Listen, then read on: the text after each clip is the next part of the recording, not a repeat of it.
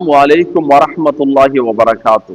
సోదరులారా, ఒక క్రైస్తవ సోదరుడు ఏమంటున్నాడో ఒక్కసారి ఈ వీడియో వినండి.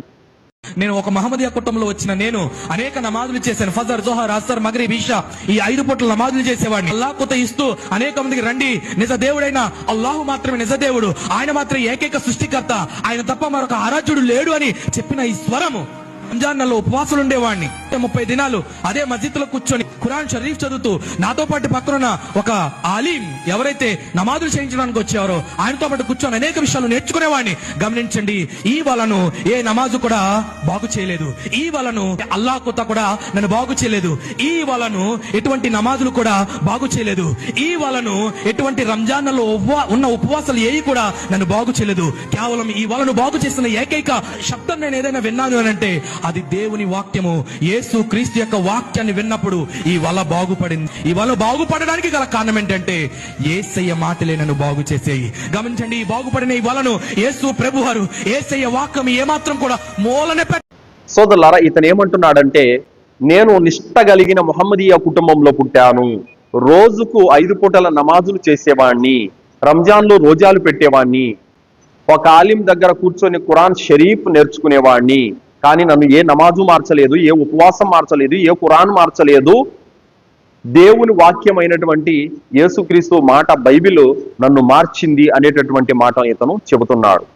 సోదరులారా, ఇతను చెబుతున్నటువంటి మాటలు ఏవైతే ఉన్నాయో అవి భావోద్వేగమైనటువంటి మాటలు, ఇతరులను ఆకర్షింపచేయటానికి, తమ వైపునకు, తమ మతం వైపునకు లాక్కోవటానికి ఇతను పలికేటటువంటి ఆకర్షణీయమైనటువంటి భావోద్వేగమైనటువంటి మాటలే తప్ప ఇందులో ఎలాంటి వాస్తవము లేదు. సోదరులారా, నేను ఆ సోదరుణ్ణి ప్రశ్నిస్తున్నాను, సోదరా, నీవే గనక నిజంగా నిష్ఠ కలిగిన ముహమ్మదీయ కుటుంబంలో పుట్టిన మాటే గనక వాస్తవమైతే ఖురాన్లో 114 సూరాలు ఉన్నాయి.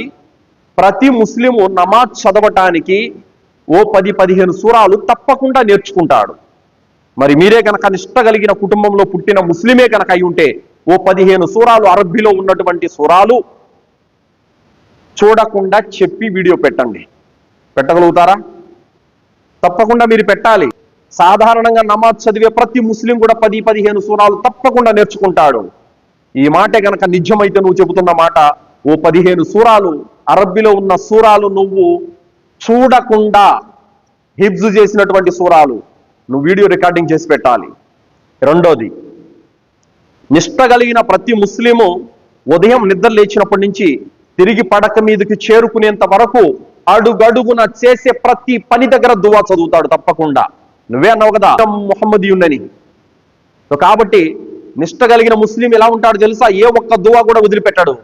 పడక మీద లేచేటప్పుడు దువా చదువుతాడు, బాత్రూమ్ వెళ్ళేటప్పుడు దువా చదువుతాడు, తిరిగి వచ్చేటప్పుడు దువా చదువుతాడు, ఇంటి నుండి బయటకు వెళ్తే దువా చదువుతాడు, బయట నుంచి ఇంట్లోకి వస్తే దువా చదువుతాడు, భార్యలు కలిసేటప్పుడు దువా చదువుతాడు, వాహనం ఎక్కేటప్పుడు దువా చదువుతాడు, పాలు తాగేటప్పుడు దువా చదువుతాడు, అజాన్ వినపడితే దువా చదువుతాడు, ఉజు చేసేటప్పుడు దువా చదువుతాడు, జనాజా నమాజ్ చదివేటప్పుడు దువా చదువుతాడు, మస్జిద్లోకి వచ్చేటప్పుడు, మస్జిద్ నుండి బయటికి వెళ్ళేటప్పుడు దువా చదువుతాడు, అడుగడుగున దువా చదువుతాడు. నిష్ఠ కలిగిన ముస్లిం.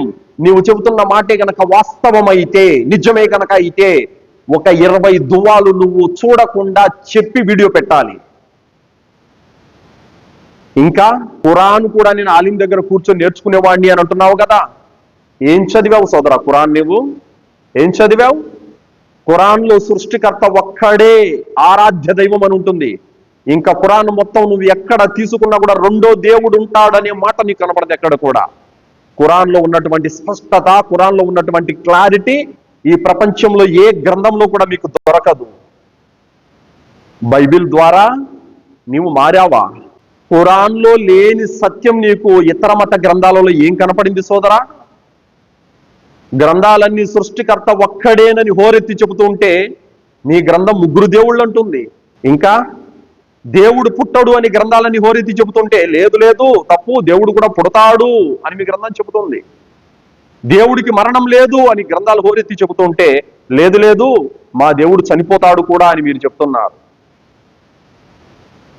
దేవుడు తినడు, నిద్రపోడు అన్నటువంటి ఒక దేవుని గుణాలు స్పష్టంగా గ్రంథాలలో ఉంటే లేదు, దేవుడు కూడా తింటాడు, నిద్రపోతాడు అని మీ గ్రంథాలలో ఉంది. మరి ఏ సత్యాన్ని మీరు గ్రహించారు? ఏ సత్యాన్ని మీరు గ్రహించారు? ఖురాన్లో లేని సత్యం మీకు ఏం కనిపించింది? మరి బైబిల్ నన్ను మార్చింది అని అంటున్నావు కదా, మరి ఎంతో మంది క్రైస్తవ పాస్టర్లు సైతం, క్రైస్తవ మామూలు సోదరుల గురించి నేను చెప్పడం లేదు, పాస్టర్లు సైతం ఖురాన్లోని సత్యాన్ని గ్రహించి సృష్టికర్త ఒక్కడే, యేసుక్రీస్తు మానవ గర్భాన జన్మించిన మనిషి, ఒక ప్రవక్త మాత్రమే అన్న సత్యాన్ని గ్రహించి ఎందరో పాస్టర్లు ఇస్లాం ధర్మాన్ని స్వీకరించారు. నేను మిమ్మల్ని అడుగుతున్నాను, మస్జిద్లో నమాజు చదివించి ఏ ఆలిమైనా సరే ఒక్క ఆలిం పేరు చెప్పు ఇస్లాం వదిలిపెట్టి క్రైస్తవం తీసుకున్నట్టు. ఒక్క ఖురాన్ హాఫీజును చూపించు ఇస్లాం వదిలిపెట్టి క్రైస్తవం తీసుకున్నట్టు. ఎక్కడా చూపలేరు. ఎందుకంటే ఖురాన్లో సత్యం ఉంది. దేవుడు ఒక్కడే. నువ్వు 114 అధ్యాయాలు మొత్తం తిరిగేసినా కూడా దేవుడు ఒక్కడే నన్ను కనబడుతుంది. ఇంకొక పేజీలో రెండో దేవుడు ఉన్నాడు అనే మాట కనపడదు ఎక్కడ. దేవుడు పుట్టాడు, దేవుడు మరణించాడు, దేవుడు తినాడు, దేవుడు నిద్రపోడు, దేవుడికి ఎలాంటి బలహీనతలు లేవు, ఆయన ఈ లోకంలో ఆయన నివాసం ఉండడు, 7 ఆకాశాలపైన మహోన్నతమైనటువంటి సృష్టి సామ్రాజ్య పీఠాన్ని అధిష్ఠించి ఉన్నాడు అన్నటువంటి సత్యం కుండ బద్దలు కొట్టినట్టుగా చెబుతుంది ఖురాన్ గ్రంథం. నీవు చదివింటే కదా, నువ్వు చదవలేదు. ఏంటంటే చర్చికి వెళ్తే మా అమ్మకి ఆరోగ్యం బాగవుతుంది, చర్చికి వెళ్తే మా నాన్న కాలు బాగవుతుంది అనే బ్యాచ్ ఉంటారు కదా, ఆ బ్యాచ్లో ఒకడివి నువ్వు. కాబట్టి నేను నిష్ఠ కలిగిన మహమ్మదీయ కుటుంబంలో పుట్టాను అని అంటున్నావే, ఖురాన్ను ఒక్కసారైనా అర్థంతో చదివావా? నమాజే గనక నిష్ఠగా నువ్వు చదివింటే ఆ నమాజ్ ద్వారా ఎప్పుడో నువ్వు మారిపోయేవాడివి. ఇన్న స్వలాత తన్హా అనిల్ ఫహ్షాయి వల్ మున్కర్. అల్లా అంటున్నాడు, నమాజు నీతి బాహ్యమైనటువంటి చెడు చేష్టల నుంచి మిమ్మల్ని ఆపుతుంది అని అల్లా అంటున్నాడు. అందరూ ముస్లింల మాదిరిగా నువ్వు నామకే వాస్తే నమాజ్ చదివింటావు కాదని ఎవరన్నారు?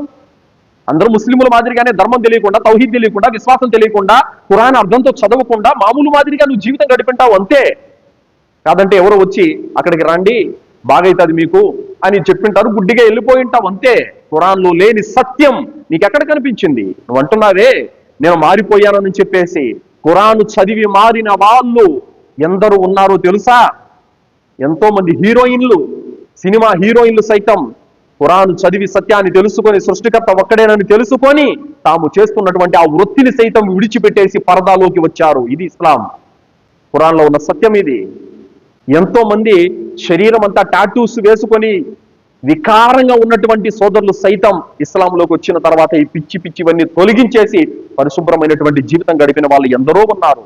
పెద్ద పెద్ద ప్రొఫెసర్లు, పెద్ద పెద్ద చదువులు చదివినటువంటి వాళ్ళు, సైంటిస్టులు సైతం ఇస్లాం స్వీకరించారు సత్యాన్ని గ్రహించి. ఇక్కడ సత్యం పెట్టుకొని నువ్వు ఎక్కడెళ్ళావు సోదరా? ఏముంది? ఇటువైపు పేజీలో దేవుడు ఒక్కడేనని ఉంటుంది, ఇటువైపు పేజీలో దేవుడు ముగ్గురని ఉంటుంది. అక్కడ కనిపించిన దానికి సత్యం. దేవుడు పుట్టడు అని ఒక చోట ఉంటుంది, దేవుడు పుడతాడని ఇంకో చోట ఉంటుంది. అక్కడ కనిపించిన దానికి సత్యం. దేవుడు మనిషి కాడు అని ఒక చోట ఉంటుంది, దేవుడు కూడా మనిషేనని ఒక చోట ఉంటుంది. ఇది కనపడిన దానికి సత్యం. ఎక్కడ నీకు కనిపించిందో సత్యం? పూర్వము అరబ్బులు ఎలా ఉండేవారో తెలుసా? అలెగ్జాండర్ ప్రపంచాన్నంతా జయించి అరబ్బుల వద్దకు వచ్చేసరికి వారి అజ్ఞానాన్ని, వారి అమాయకత్వాన్ని, వారి మూర్ఖత్వాన్ని చూసి వీరి మీద నేను యుద్ధం చేయనని చెప్పేసి ఆయన వెళ్ళిపోయారు. అంతటి అజ్ఞానంలో తచ్చాడుతున్నటువంటి ప్రజలు ఎప్పుడైతే ఖురాన్ గ్రంథం దిగిందో దాని తర్వాత వారు మారిపోయారు, ప్రపంచాన్ని జయించారు. ప్రవక్త ముహమ్మద్ సల్లల్లాహు అలైహి వసల్లంని చంపడానికి కత్తిబట్టి బయలుదేరినటువంటి ఒక ఉమర్ రదియల్లాహు వారు ప్రవక్తను ప్రేమించేటటువంటి ఒక గొప్ప అభిమానిగా మారిపోయారు. ఖురాన్ గ్రంథం హృదయాలను మారుస్తుంది. ఖురాన్ గ్రంథం విశ్వాసాన్ని పెంచుతుంది. ఖురాన్ గ్రంథం మనిషికి మార్గదర్శకత్వాన్ని చూపిస్తుంది. ఎలా ఖురాన్ చదవాలో అలా చదవకుండా భావోద్వేగమైనటువంటి మాటలతో నేను ముహమ్మదీయుణ్ణి, బైబిల్ దేవుని వాక్యము అని ఈరోజు నువ్వు చెబుతున్నావంటే నిజంగా ఇది చాలా దురదృష్టకరమైనటువంటి విషయం.